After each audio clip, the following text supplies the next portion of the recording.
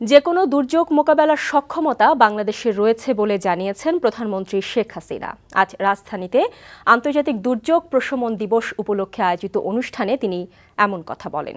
পরিবেশ সুরক্ষায় রামপাল বিদ্যুৎ কেন্দ্রের আশেপাশে ৫ লাখ গাছ লাগানোর পরিকল্পনা সরকারের রয়েছে বলেও জানান শেখ হাসিনা।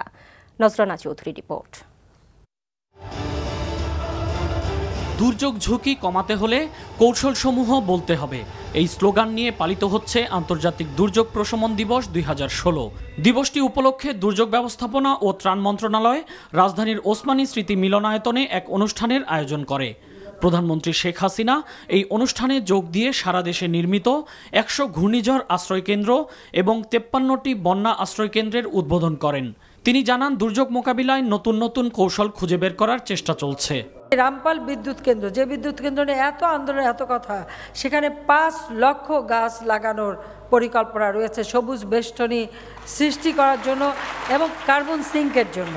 কাজে আমাদের একটাই বাঁচার পথ এবং ঘূর্ণিঝড় জলোচ্ছ্বাস থেকে রক্ষা পাওয়া, সেটা হচ্ছে বাংলাদেশকে সবুজ বেষ্টনী দিয়ে ঘিরে ফেলা।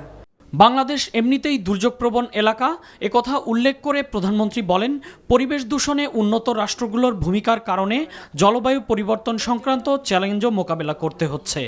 এসব চ্যালেঞ্জ মোকাবেলায় সরকার বিভিন্ন কর্মসূচি গ্রহণ করেছে বলেও জানান তিনি।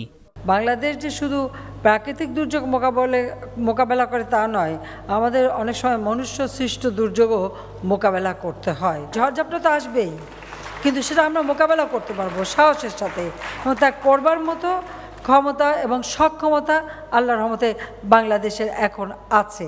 সাম্প্রতিককালে বজ্রপাতের পরিমাণ বেড়ে গেছে জানিয়ে শেখ হাসিনা বজ্রপাত মোকাবেলায় আরও বেশি তালগাছ রোপণের জন্য সকলের প্রতি আহ্বান জানান।